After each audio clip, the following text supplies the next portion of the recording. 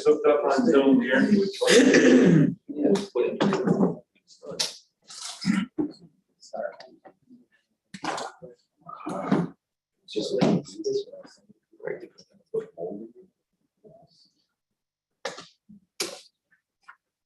welcome everyone to the committee meetings Wednesday, August 3rd. We start off with Health Services Committee. Good evening, everybody. We're opening Health Services Committee meeting at 6 o'clock. We have with us this evening Kim Kaplan. Kim, did you have any updates on anything you wanted to tell us today? I could give you a COVID update where we are now. I know it seems like this is going to be a long COVID updates, but I'll come up and do that.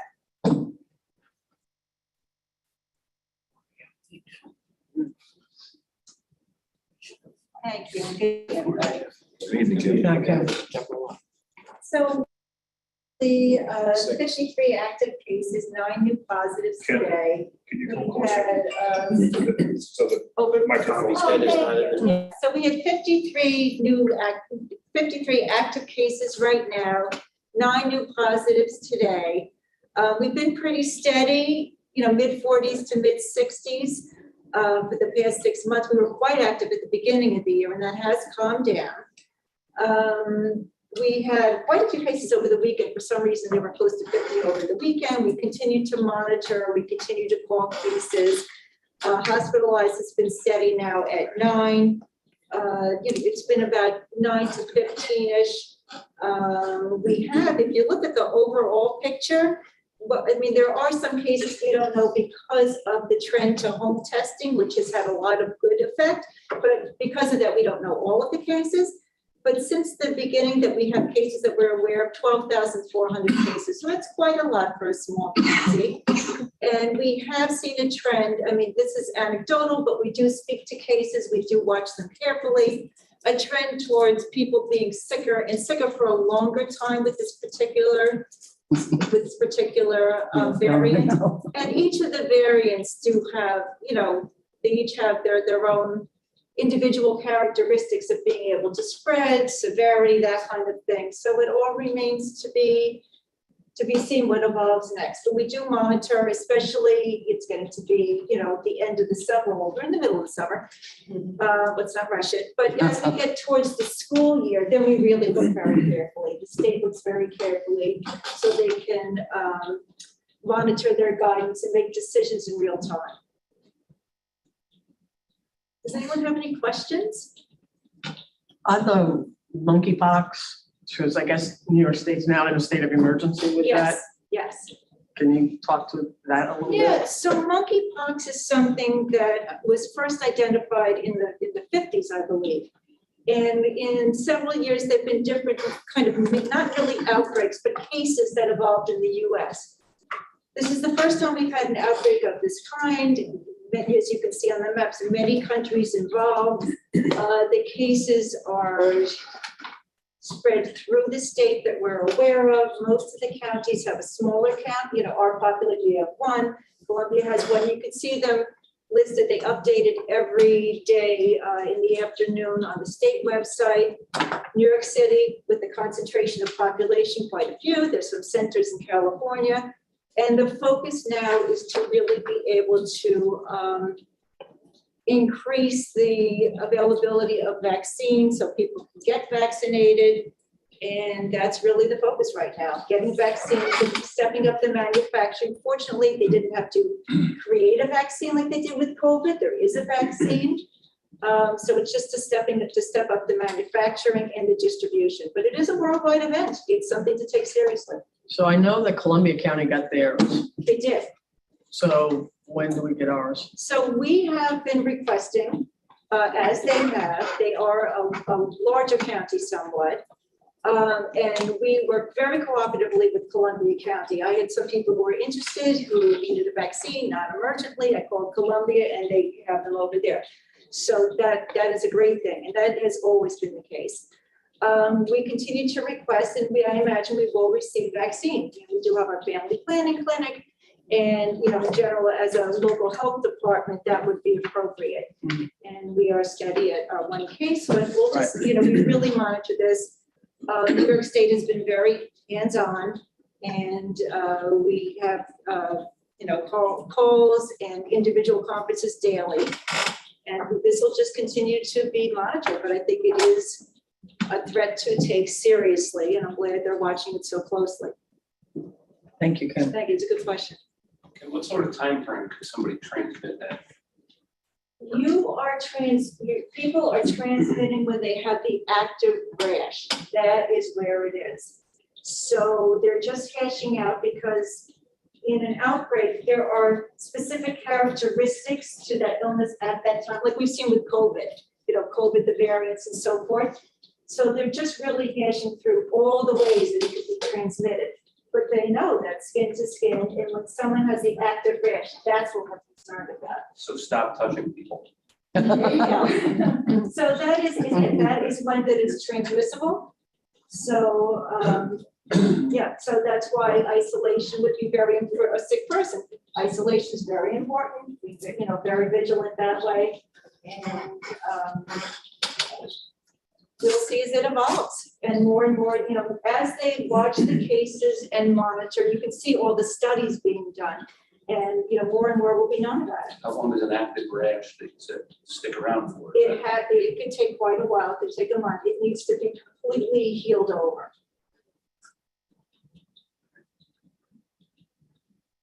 Any other questions about that or any other public health? Thank you. Thank you all. Thank you. Jason Fredenberg is also here this evening. Jason, did you have anything that you wanted to talk about? I can give you a really quick update.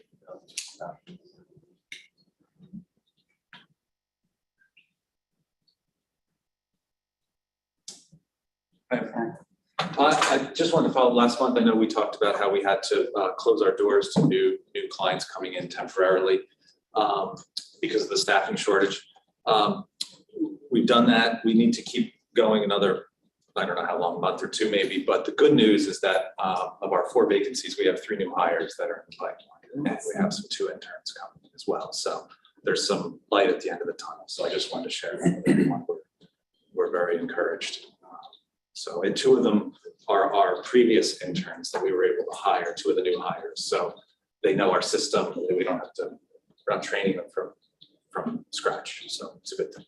So that was the main update I wanted to give. So I'm hoping by September or October, hopefully we might be back to full service again. So. Awesome. Thank you. Any questions? Thank you. Okay, and it's our post-action items. First Amendment amending resolution number 65-22, Greene County Public Health Department and the CDC Foundation. Over. Campbell, all in favor? Aye. Opposed?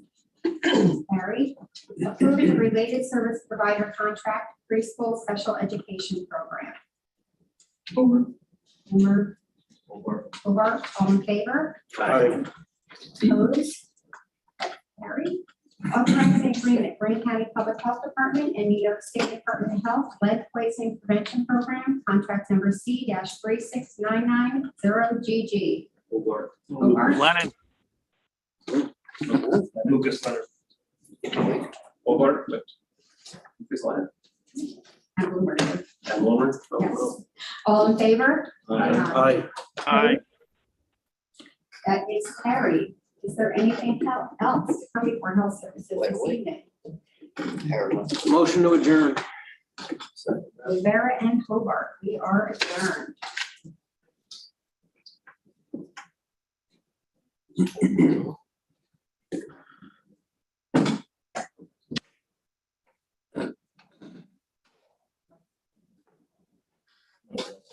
All ready? Quick. All right, call county resources to order at 6:09. We have one item here before us this evening, and this is adopting the 2022-2023 operating budget for the college. With us tonight, we have the president of the college, Dr. Drummer, and our business administration officer, Diane Topol. I'm sure people might have a few questions for you. I'd like to go up. Sounds good.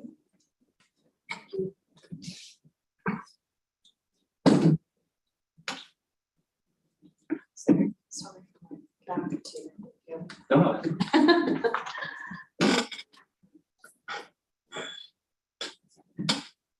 I'm just going to walk you through the budget booklet, if that sounds good, and then if you have questions, please feel free to interrupt me or wait till the end. Happy to address any questions you might have. I'm going to start with the nice colorful pie chart. You'll see our student support is at 23.32%. This includes tuition and fees for both credit and non-credit courses. State support at 14.87%, and that's our state aid. Sponsor support at 33.71%. That includes sponsor contributions from both Columbia and Greene counties. And our miscellaneous support at 28.1%. That includes all other revenue sources, which primarily consists of charges to other counties. That's charges for students who live outside of Columbia and Greene counties that attend Columbia Greene, and our appropriated fund balance. Move on to page 2. Page 2 just shows the allocation of the sponsor share by county. You'll see the contribution for each county is based on the percentage of total student headcount per county for the fall 21 semester. This year, the formula resulted in an increase of $206,333 for Columbia County and a decrease of the same amount for Greene County. Overall sponsor share remains flat. so miscellaneous support does not include any foundation. That's correct. And has Columbia County agreed to that? They have. Yes, we met with them last week. Great. We are working on with them in conjunction with some of your folks to take a look at that formula to see if there's another formula that might work. I have some homework as a result of that meeting, so that'll be forthcoming. That's okay. I know. It's all right. As soon as I'm done here, I'll work on that, I promise. Okay, we'll jump to page 3. This is an overall summary of our revenue projections. You see tuition and fees are based on approximately 809 FTE. We do have an increase in tuition of $144 per year. It's $72 a semester and is a 2.9% increase with no increase in our fees.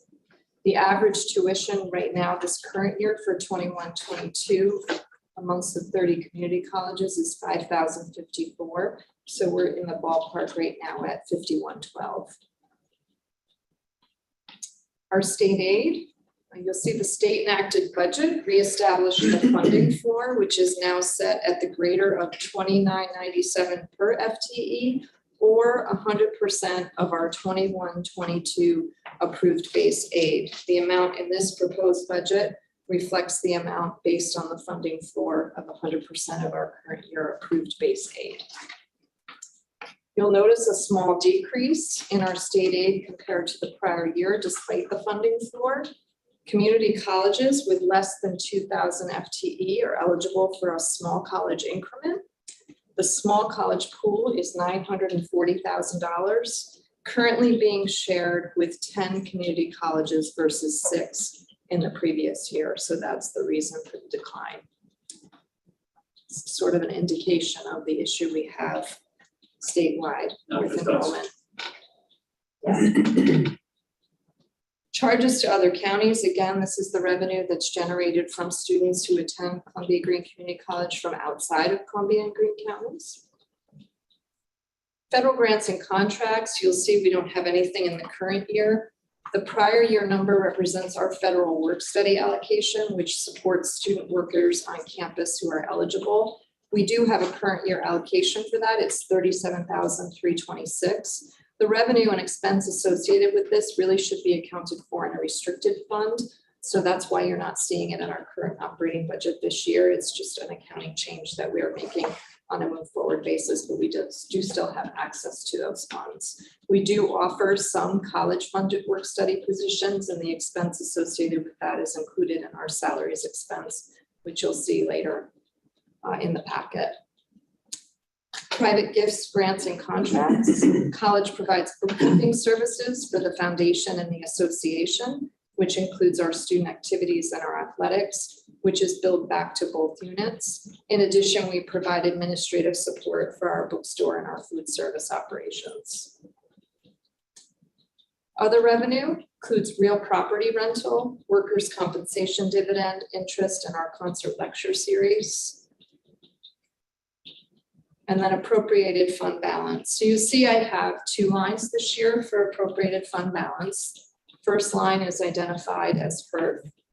These are the stimulus funds that we received from the federal government. So the guidelines allowed for us, and this isn't 100% of those funds, but we had some very strict guidelines in order to, for the spending on that. And one of the uses of that was for recognition of lost revenue. So we were able to look over the course of the COVID term, and if we could demonstrate a reduction in our enrollment, we were able to attach a dollar figure to that and bring it into our operating fund and recognize it as revenue. So the 1.496 million you see here is that recognition of that lost revenue.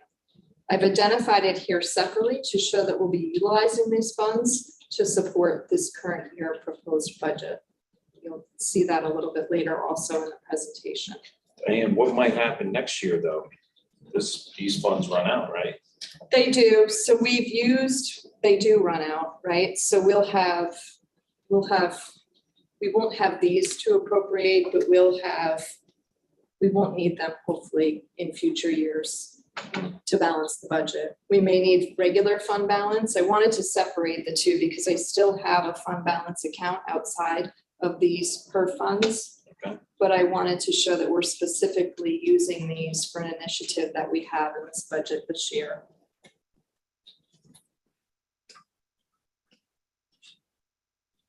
Let's see, page 4. Are there any other questions on that?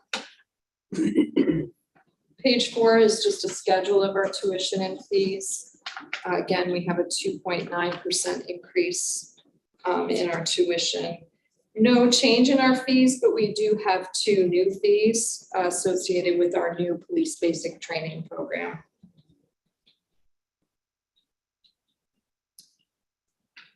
On to page 5. Page 5 is just a very high level overview of our budgeted expenditures. With the exception of salaries, the other 3 categories each have their own page, so we'll focus on those in more detail as we move forward. The salaries is an increase of $264,000. It's 2.9% increase. I would say this budget for salaries includes what I would consider post-pandemic operations for both full-time and part-time employees. We really have, hopefully, next academic year, have a full slate of services and employees on campus again. Also includes contractual obligations and potential obligations for some pending negotiations. We have 2 contracts that we're currently negotiating, which will have an impact. Collective bargaining. Yes. Yep. Move on to page 6. Page 6 is a detail of our benefits. We have 3 retirement plan options. The retirement plans combined are approximately 12% of our salaries. We have our statutory Social Security, including Medicare. Workers' compensation expenses, we have seen over the course of COVID a reduction in our workers' compensation expenses because we've had people working off campus, therefore reducing our premiums. We are expected to get back to having more on-campus presence, so I wanted to leave that to handle any potential increases as we move forward as a result of that. Disability insurance remains flat. Our hospital medical insurance, we're going to see a 14.97% increase in our medical insurance premiums in September. It's not what I was hoping for. I was hoping for a single-digit increase, but we just weren't able to get there in the current year. I will say we've had some really good years over the past 5 years. We've had single-digit increases and 1 year of a double-digit decline, and then 1 year of just a flat increase. So if you look at our premiums over the course of a 5-year, 6-year period, we're not doing too bad. So we're going to work in this next fiscal year to see if we can look at what our alternative options are to keep that number down moving forward. Every so often you do go to other companies and ask them for. Absolutely. Yes. Actually, almost every year in the past several years, we've asked for alternative quotes. This past year too, or? We did. Okay. Yeah. Yeah. I see the unemployment insurance that went down. Yeah, it- Down from last year. Didn't that just go up from the state? Yeah, somebody else, actually Columbia County had that same question. So we're on a reimbursement basis, so we don't pay a premium. We actually pay for employees who are actually collecting from unemployment, and we don't have hardly any active. I understood this was a charge that was coming from federal funds that were used. Yes. And it was. Yeah, so I think that's associated with, I think because I experienced this with the association who has an unemployment insurance plan. I do believe, yeah, it's not going to affect us. I'm not sure, Pat, if that's on municipalities or the public workforce. I think that's on the private sector. I just saw it was down 25. Yeah. And not up. I think it was like $26 per employee that they're gonna charge to, in order, like you said, for them to pay back the loan from the federal government. So the business council's not very happy about it.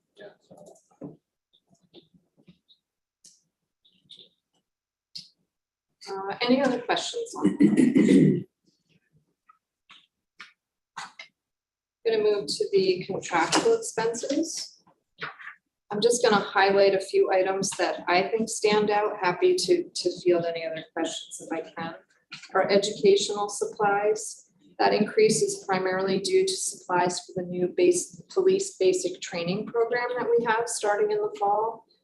We also have anticipated increased costs for supplies associated with our construction technology program. Increase in our natural sciences division for additional on-campus labs, and an increase in supplies for our physics lab, which has been relatively significant.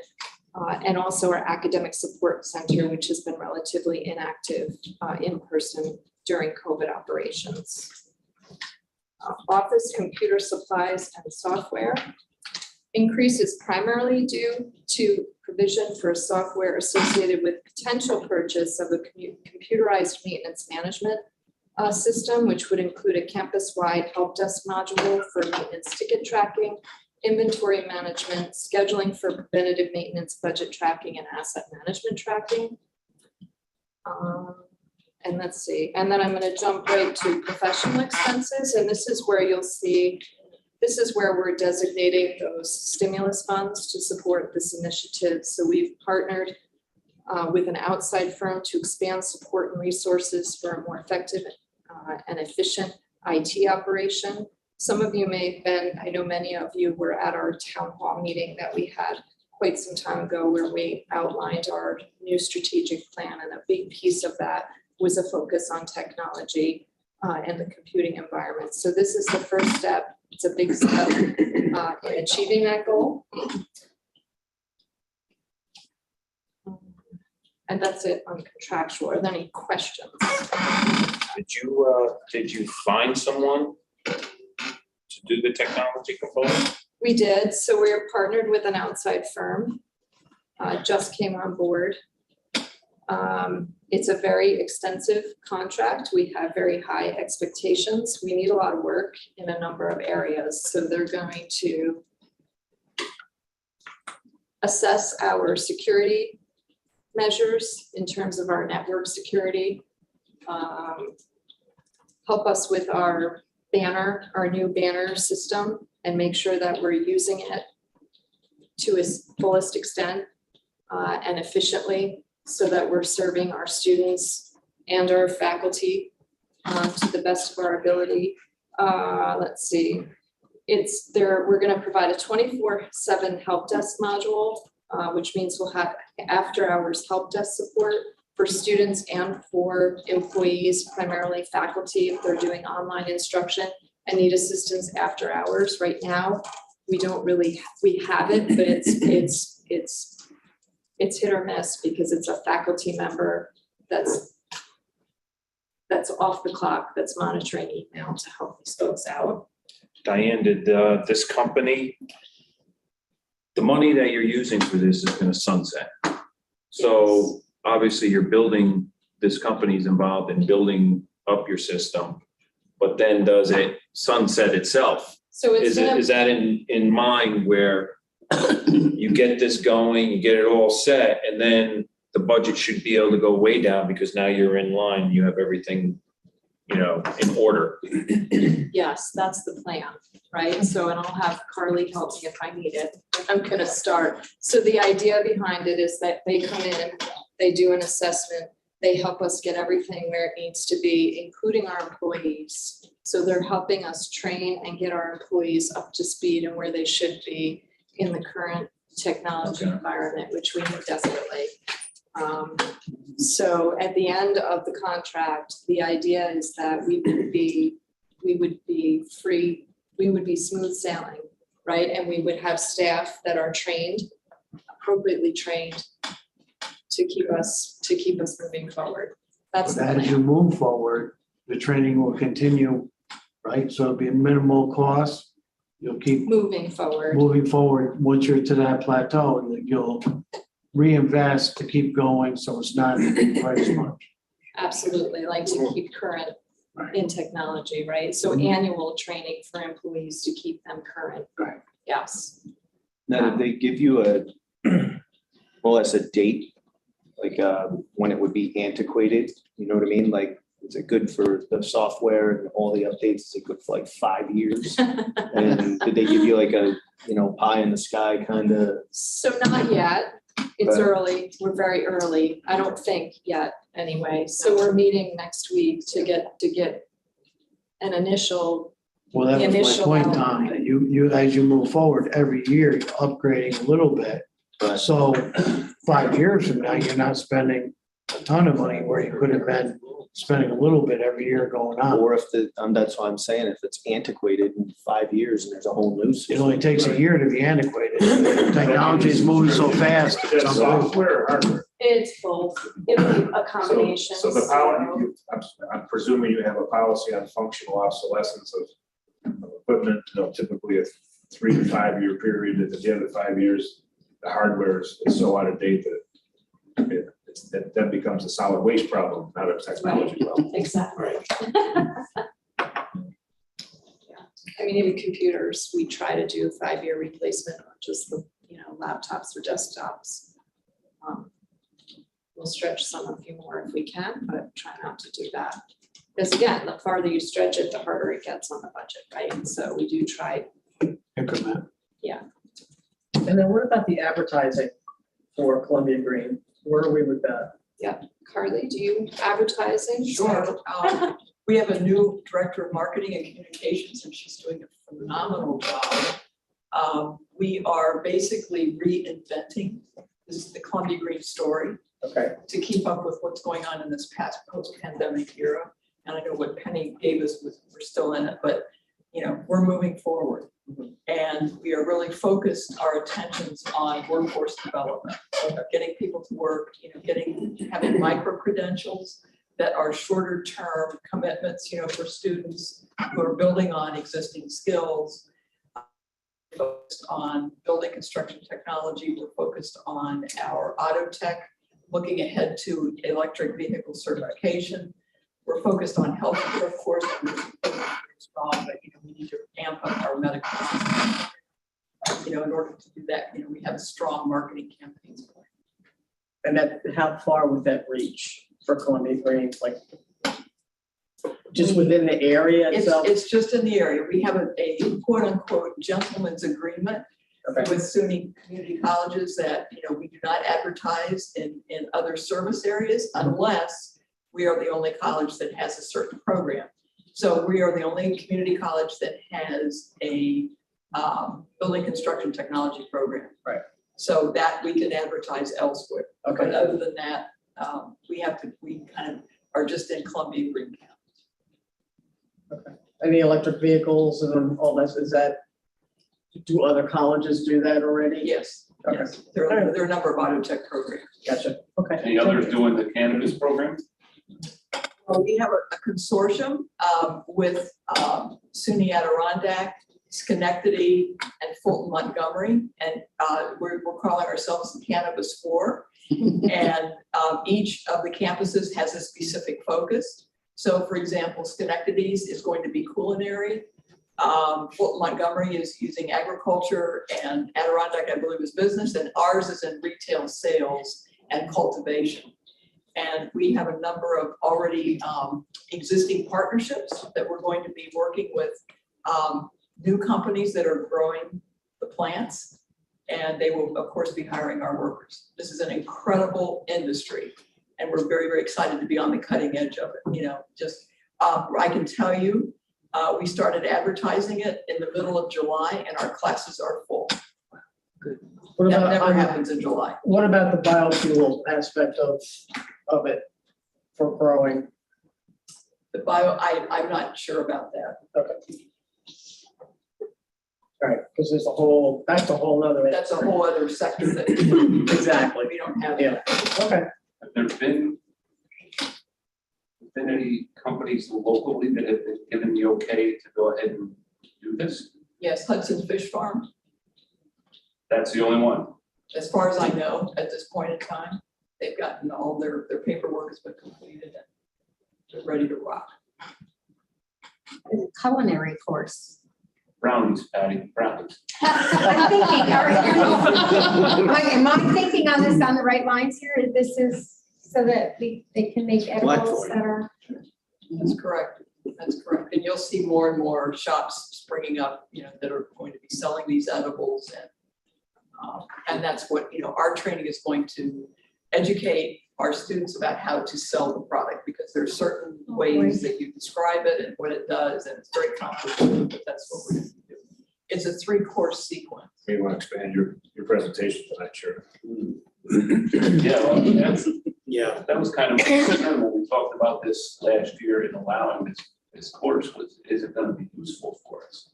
And you know, if towns aren't allowing things to happen, and you know, it's not local, then it might cause an issue. You have to opt out. Yeah, because if you opt out, and there's not many allowing it, you're begging people to move away from the area if that's what they're getting into. So. I have a feeling if people want to sell it, whether the town opts in or not. Yeah, I have a feeling that the state law really isn't going to change that whole thing. I didn't think it was there before, and it's going to be there after. But we're really looking to educate our young people towards a career, whether they go to Columbia Greene or Cornell or something. They're not going to stay in the area. What you want to do is give them the opportunity to get a career that they can make a living at a reasonable rate. So, The idea from this legislature has been kids in the area. well, you want to, but you're not always going to do that. I mean, people don't go to a college to stay there. They want a reasonable education. And you're not going to save them all. I mean, sometimes it comes true, but you want to help the kids that are here now. You want to save them money and let them make a career. It's my. But cannabis is only one part of this. No, I mean, no matter what you do, no matter what the community college offers you, everybody goes to Columbia Greene Community College is not going to stay in Columbia Greene counties and live. You're there to offer an experience and education to give them the opportunity to grow. If they choose to stay here, that's wonderful. But if they choose to go somewhere else, at least we gave them an affordable way to proceed with their life. That's what you do. There's a local business. Right? that they can I think. do. That's wonderful. But that's what we need to, that's what needs to be created for them. Right. Because out of the one hemp plant, industrial hemp, you get 6 industries. Pick one. That's all we have to do. Anxiety subsides, a lot of these communities are going to opt in. So, Carla, with this launch of this, and your college handling the business side of it. How, on the business side of it, how are they handling the finances when it's still illegal federally? When it comes to taxation I'm not sure. and income generated from that, it's prohibited Government federal. doesn't recognize it. Federal government, so here's someone growing pot, is supposed to pay federal income taxes. You know, it's a big sticking point right now still, they have. There are So, certain banks that will do that. I know, but I mean, it's legal at Yeah. this point. It's legal in the state of New York. New York has been really late in the game getting into it. Yeah. Massachusetts for many years, and we were losing revenue, people going across the state line. sure, no, what I mean is if your class, that you guys are gonna handle the business side of it, I think you have to focus on the money side of it. And so people don't produce product, sell it, and then all of a sudden they have a tax liability with the Internal Revenue Service. You know, that it's delicate right now. You know, I've talked to accountants about it right now, and it's a little bit of a situation. Sure, but we are delighted that we got this $1 million grant Yeah. from SUNY. And so it's split evenly among the 4 community colleges. And the other great part of this is our students can take classes. It's an online program. So our students, if they're interested in learning more about the agriculture piece, you know, they can sign up with Fulton Montgomery. And vice versa. If somebody wants to learn about the sales piece, they'll be coming to us. So it's I think it's a win-win. And I know it's still highly controversial, but I'm looking at those full classes and that's revenue coming in the door.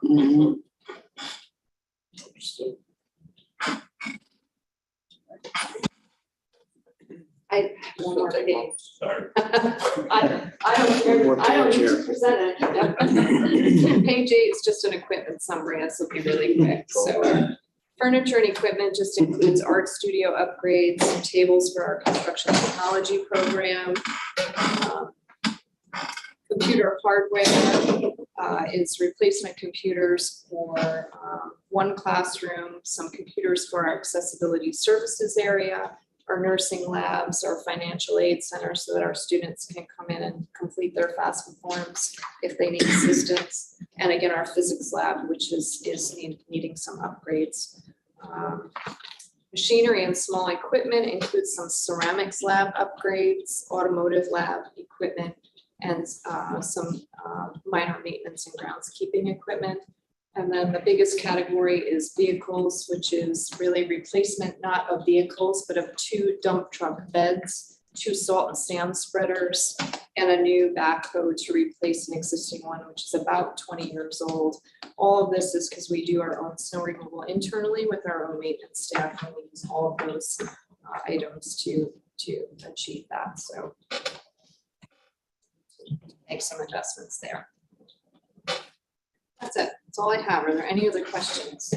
So you anticipate like your equipment budget and these professional expenses, previous page, that will all decrease next year? Yeah, the professional expenses will decrease some, but not a lot.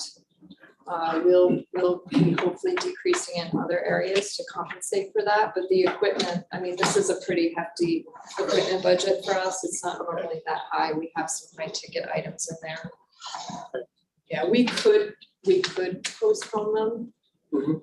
If I have to, I can do that. If we, for some reason, our full enrollment numbers look pretty good right now, which is promising because they don't always look good at this point in time. So I'm optimistic, but usually on the equipment, we don't jump right in out of the gate. So if we wanted to pull back, we could certainly do that.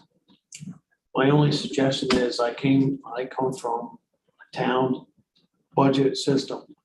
We always found that to keep the equipment at a high level is cheaper than going 10, 15 years and all of a sudden having to buy everything. It's easier to keep going a little at a time. That's my suggestion for anything in your budget is just chew away a little at a time rather than waiting until the roof falls in and then you need a whole roof. Yeah. Now, the firm that you guys hired for this software, I mean, was there an RFP? Did you guys put it out? take bids, or did you just? We didn't do an RFP. We used a cooperative contract with another state. This is a company that works specifically with higher education institutions. Okay, And there aren't that many out there, so that's the reason why we took that route. all right. But it was competitively bid through that cooperative contract. Okay. Yeah. Is it a New York State company? They have employees in New York State. I'm not sure where they're based out of. Carly, do you know where their base campus is? I'm not sure. They do a lot of remote instruction. We have 2 of their employees on our campus that are dedicated specifically to our operation, and then we have access to endless resources remotely in a number of states. So. And a number of SUNY colleges are also have used them in the past. All right. Well, we vetted them pretty diligently on checking with other community colleges, not just in SUNY, but across the country, about the experience that they had. The president of the company lives in Virginia, but I have to be honest and say, I think most people, they were working remotely before the pandemic. I think it's a remote, somewhat a remote operation, because it's a national company.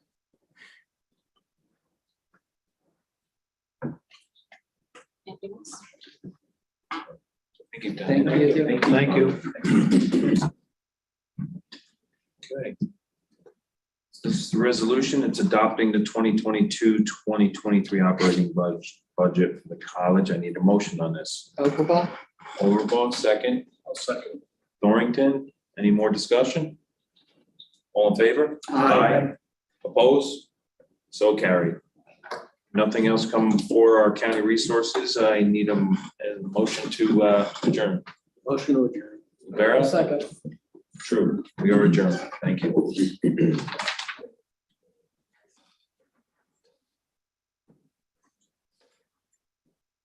Thank you, everyone. Thank you. Appreciate your Good night. support. Thank you. Enjoy the rest of the summer.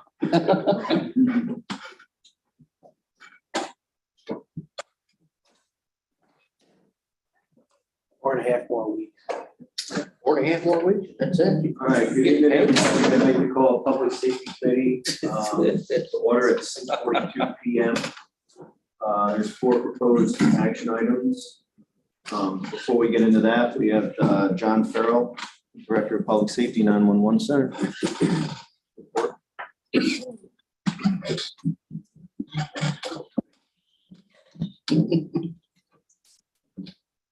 Good evening, everyone. Good evening. First, to go over the calls for July. EMS calls, 656. Fires, 230. Police, 1,412. Unknown, 885. And EMS mutual aid for the month was 41. And fire mutual aid was 5. Hazmat calls was no activity throughout the month. Fire investigation. They had Talonville, Wyndham, 2 in Catskill, and 1 in Cooksaki. An extremely busy month, to say the least. The only action item on tonight, obviously, is the $135,000 grant capital project for the multi-jurisdictional hazard mitigation plan that we've been working on as a committee over the last few months. In regard to the job, at the position Randy had, I am working with Dan King for the last couple of weeks, redoing the job description. I will have that final by the beginning of next week, forwarded to Sean and also to HR for review and approval to move forward, so it's ready to go before the Civil Service Committee this month. One thing I'll say the last couple of days, are we, just like everybody else, short-staffed? Absolutely, especially during the summer. I started yesterday calling our retired dispatchers. Made 4 phone calls. I was successful after a couple hours today to bring back 1 starting in 2 weeks. That's going to help us during the daytime. I will continue to finish that list on Friday. because we need to bring them back. If there's a possibility. On top of that, Friday afternoon, we had a civil service test in January. I just got the list maybe about 4 weeks ago. 2 people, one for a full-time job and one for a part-time job, for 4 open positions. So obviously, as we move forward, I'll be working with Sean and HR to move forward with hiring provisions. Fire training, I have to say, classes are full and they are moving forward with great results. And lastly, that I have for you is the 9/11 program. Because it's on a Sunday, I'm having a couple of people that we normally depend on aren't available, but I should have that program put together within the next 2 and more than 3 weeks from now. So we should be ready to go. Other than that, be happy when we get into September. Vacations hopefully will be over. Some of the staff will get back in because it's been a tough summer for all of us, not just emergency services. John, what's the problem? Is to pay the problem? Are we not paying enough? Why are people not wanting to man our 911 center? You're not getting people to go to, I'm sorry. Or a highway truck, or a public health nurse, or if you can name it. I'm just asking if you, what is what you hear? Tell me what you hear, why they're not coming. Well, number one, we're not going to the civil service test. I can tell you that even in the paid part of service, I don't have the answers. No, I'm just wondering if you ask why aren't people we taking the test? Is it last because week, we're paying low or people just don't have interest? If it's not the money, what do you think it is? well, if you can compare to, I can only compare it with Ulster. I lost one dispatcher because he got a pay raise and he's working daytime. We go through a 6-8-month training program because we're a smaller department. Usually, so that, this individual said, hey, I got a chance to get a raise, work during the day. So it is money. Got them, after we trained them. That's the luck of the draw. I think across the board, every department has vacancies. And I think sure, money is always, but specifically in the law enforcement world, which is a 24/7 operation. A lot of people don't want to work shift work. They want normal weekends off, let alone the pressure of a dispatcher going from a barking dog to a shooting within a 10-minute period. It's not a position that everybody aspires to. Absolutely, but And our problem is we have 55 openings across Greene County, right? We have At least. 55 openings. So the county is proceeding forward, providing a good service on all levels. We have 55 openings in our budget.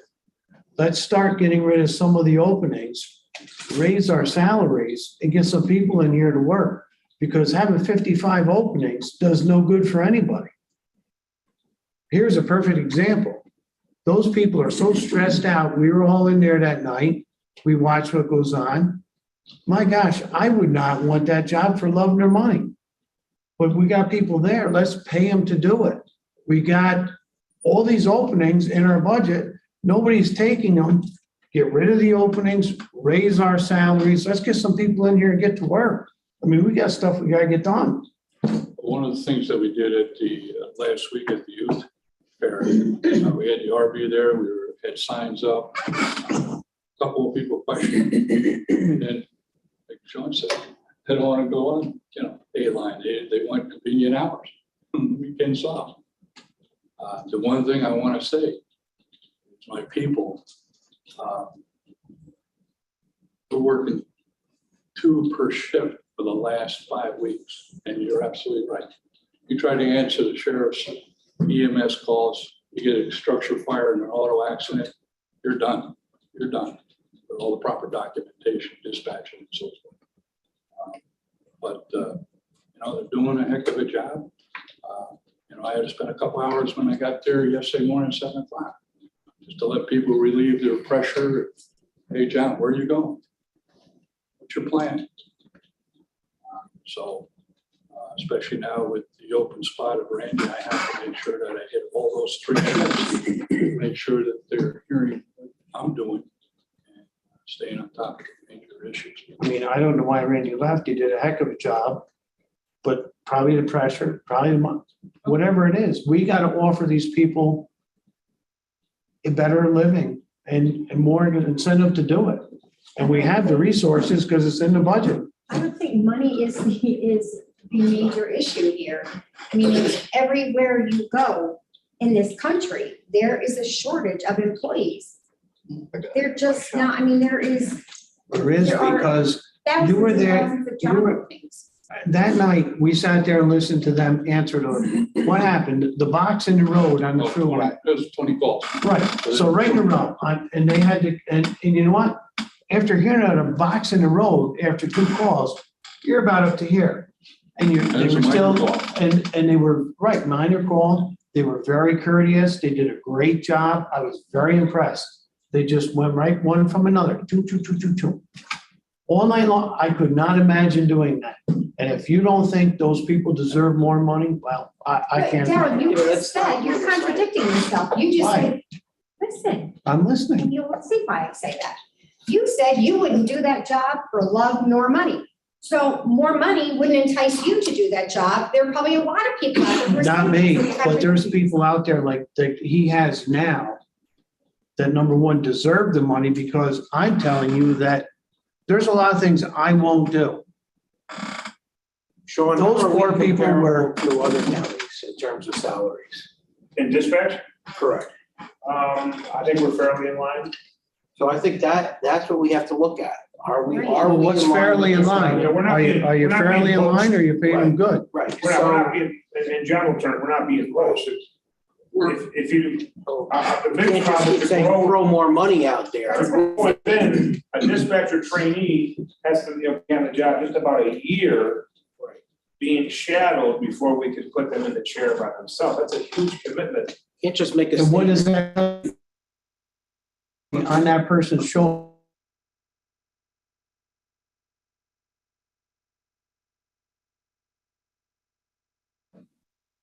That's a big job.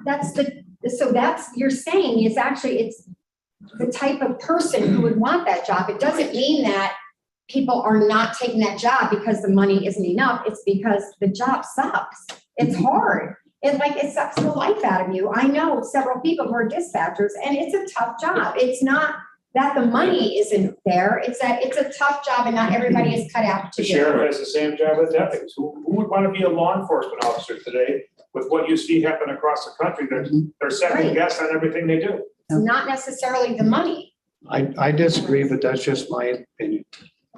Getting back to the dispatchers, the thing that bothers me when I'm forced to have 2 on per shift, they get a bad call. Then one dispatcher might have to get out, just escape, get out of the room.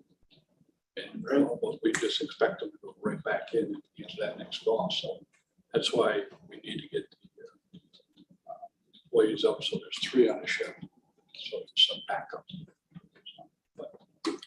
So that's my story. Thank you very much. Any other questions? Is there any way of, like we've done in other areas, going to high schools, talking to guidance counselors? Talking about this position and.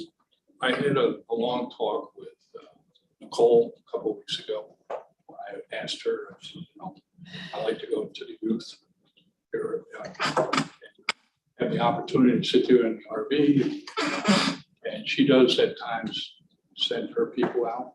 But I think, and she did also said that she hits all 6 school districts. I don't know when. But I think the key is to, it's just like trying to get young firefighters.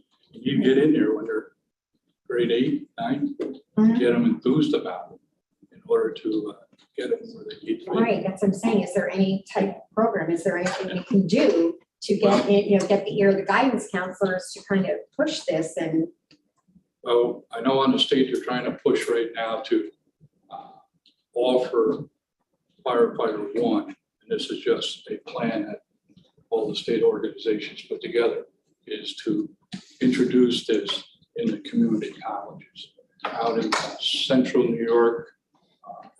I should say in Monroe County, it's being offered. But on the eastern side of the state, we'll push it for them.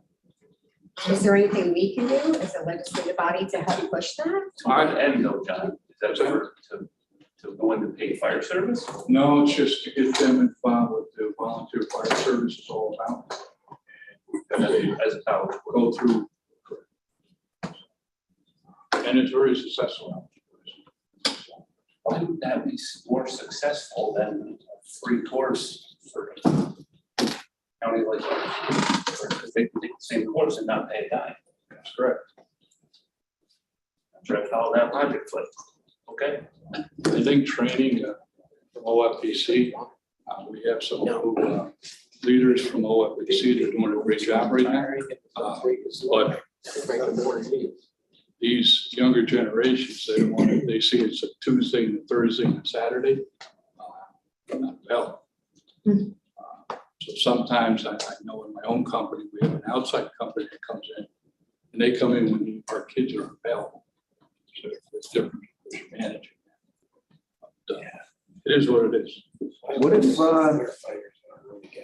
just sitting here thinking, I mean, a lot of the kids, they have to accrue 100 hours or more of community service. What could you do, not you, us as a legislative body, like Patty's saying, talking to the schools and try to entice these kids to go, maybe we could develop a course where they can get their 100 hours for community service towards graduation.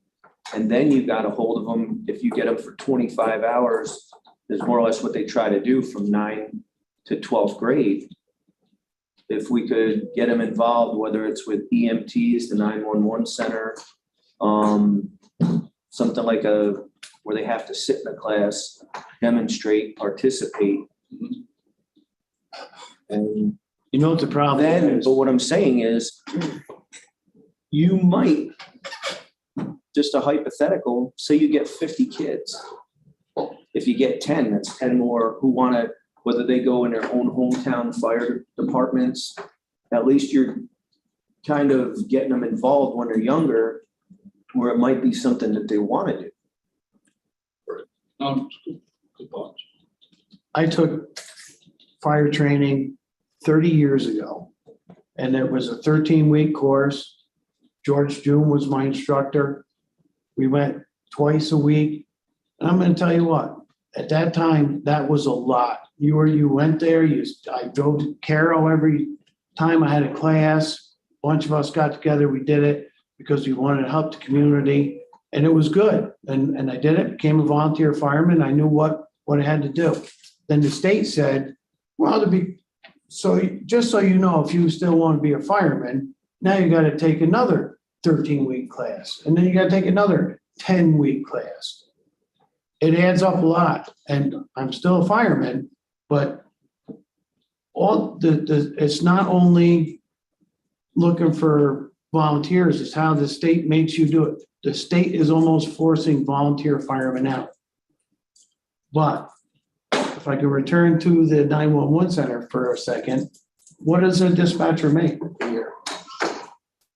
They start off around 38. $38,000 for sitting there for how many hours a day? 12 Well, they hours. work 12 hours a 12 hours a day. day, 15 days a month. Right, so you work at Hunter Mountain to make that. That's my point. You're putting a lot of pressure on these people for doing a job, saving people's lives. You're gonna pay them $38,000 a year. We got 55 openings in the state. We could take that, not state, in the county. It is about money. And you're right, Patty. I am a hypocrite because I would not want the pressure that they have for that money. You're absolutely right. And I'll stand by it. And I think we're doing something that should be done differently.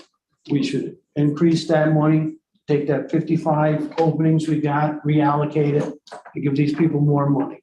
You're not only gonna get more people, they do a good job, but they deserve it.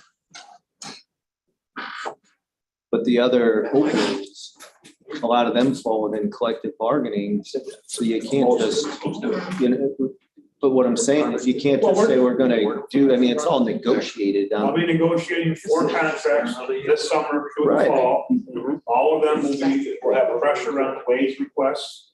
Absolutely. Inflation is running close to double digits. But we can't just bewitch, you know, twitch your nose and here's an extra $40,000 or $20,000 a year. I mean, you can't violate the Taylor law, the collective bargaining, what they've negotiated with the county.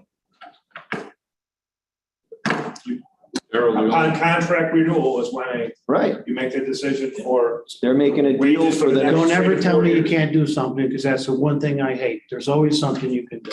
Yes, John? The only thing I wanted to say in regard to the training. Training is 163 hours. But I can tell you that in the last 10 years, from my responding to fire calls, the training that the state does, I have to back them up. They want to protect that individual. I understand that. But my point is that everybody thinks a volunteer, Oh, I understand. it's a lot more than what you imagine. And it's a lot of work, just like being a dispatcher. That is so much work, so much responsibility. At night, I can't imagine going home and actually going to sleep after having a job like that. Some people are not cut out for it. Absolutely. It takes a special person, and they deserve I had what they get. a dispatcher from Albany County that going back maybe 7 years. Just had her answer the business phone. She went and got her training. She answered her first 911 phone. After she got done there, she came in my office, John, I'm done. It's not for me.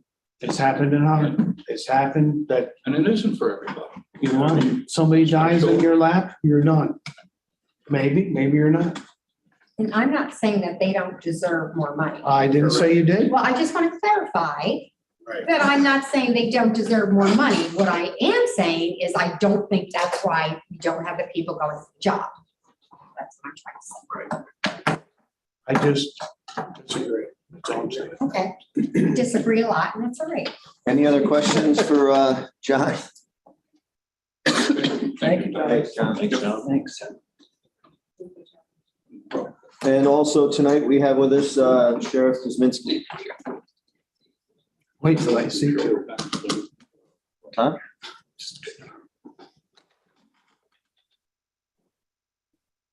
Be a tough one to follow. One comment about that. I was at the State Sheriff's Association conference 2 weeks ago. And a Major General from Fort Drum in the U.S. Army told us that 70% of American youth between the ages of 17 and 24 today are unfit to serve in military, law enforcement, or emergency. So we're competing for 3 out of 10 youth, and how many of those 3 actually want to be police or dispatchers? The pool is very shallow. Don't smoke the pot. Making you. But they're certified. They could be mushrooms. So anyway, the picture's not that good for any of us, but we had a corrections exam and only 4 people took the test, one of which we already had hired provisionally. So that left us with 3 candidates for 10 positions. On the roadside, we're doing a little bit better. Luckily, we were able to poach from other agencies. So we're taking, got one from Hunter. More? Oh, we pay more, we have a little more room for advancement, much more room for advancement. And we have much more diverse duties. And have a great boss. Thank you. Anyway, so let's get on with the numbers. This month we had 122 civil attempts, served 70 civil papers, issued 113 traffic tickets, investigated 37 traffic accidents, made 31 arrests and 2 DWI arrests. We handled 515 calls for service, made 151 traffic stops, and issued 5 Narcan rescue kits. On July 1st, 2022, the starting jail population was 35. As of 31st, it was 33, the high for the month being 35. Corrections officers did 36 transports, traveling 1,520 miles, totaling 76 and a half hours, moving 41 inmates. We have 1 stay-ready inmate in our custody. We're trying to deal with multiple traffic issues on the weekends on State Route 23A between Palinville and Hunter, as well as Black Clove. We're getting involved in that as well. There was a large turnout at the Greene County Youth Fair, where we were able to use our new Operation Safeguard equipment, and we processed 186 local children. Body and car cameras are in. We're working with Provision now to schedule installation and training. As of this Monday, Catskill Academy, which is moving from the Catskill campus to Durham Elementary School, has asked us for an SRO. So that's, we're talking to them to see how that could possibly work. Timing short on it. Due to staffing shortages, local police departments have been asking for us with assistance with many of their events, which included the Athens Street Festival, music in the park in several different locations. And we're also asked to assist with the Gray Fox Music Festival, which the sheriff's office has never been involved in before. But nobody's got anybody. So with those requests, we're doing a lot more than we normally would. That's all I got.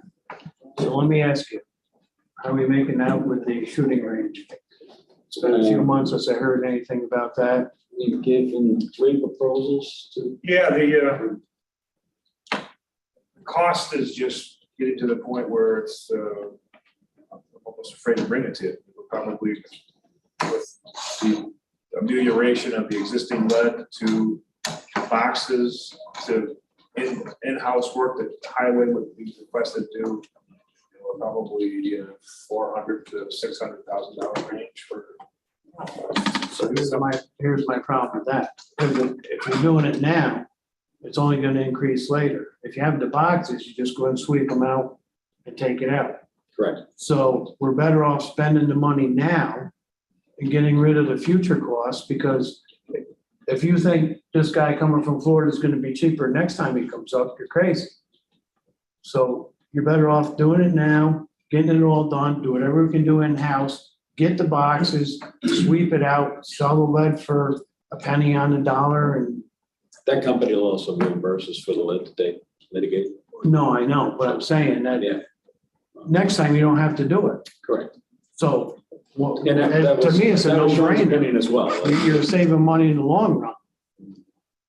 Eventually, it will definitely pay off. We'll bring cheaper of the bunch. Yeah.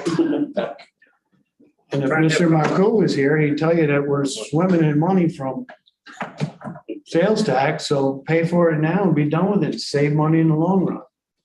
So Mr. Merkel doesn't have a vote. Right now. Any other? The cameras for the building? Cameras for the building, I just spoke to Sean about. Yeah, that project just got pushed to the back of the burner. However, I'm hoping the new IT director will be on in September. And since then, we've had another camera vendor approach us, not about the building, but when we demoed some of the equipment, it did look very user-friendly, possibly even cheaper than. So. The problem with this building is it's not just the cameras, it's the wiring itself. It has to be going from the old style to now Cat 5, Cat 6. So it's a big project. And we have multiple buildings, so it's a big project, but it has to get done. We've only got 10 hours in a day, so. Are we gonna have to rebid it? Oh, yeah, this will be a big project. Get Randy Rodney, Tommy. Yeah. There also came up,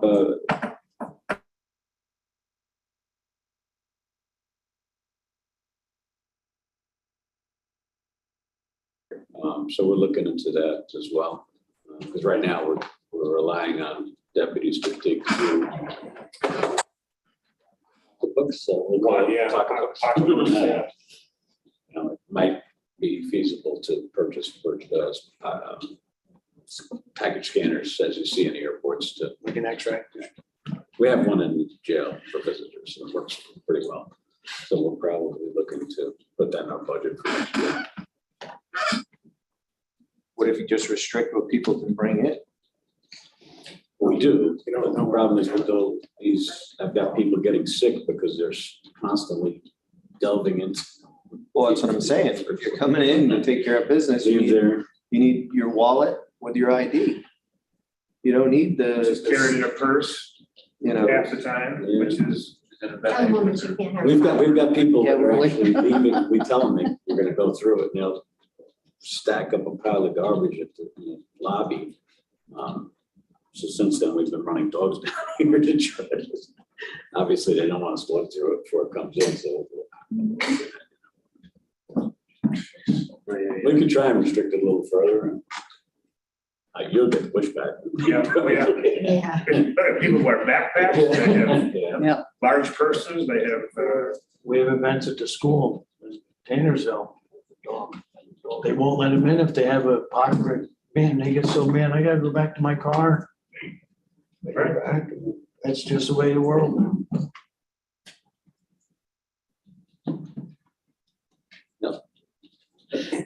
Thank you. Thanks, thank you, Pete. Okay. Right. Proposed action items. Number one, authorizing agreement with the Greene County Sheriff's Office with Coxsackie Athens Central School District. Recommend that. We have Bloomer, Martinez, and myself. All in favor? Aye. Opposed? So carried. Number two, authorizing out-of-state travel for Greene County Sheriff's Office Investigator Joel Roel, the child homicide investigation training. No.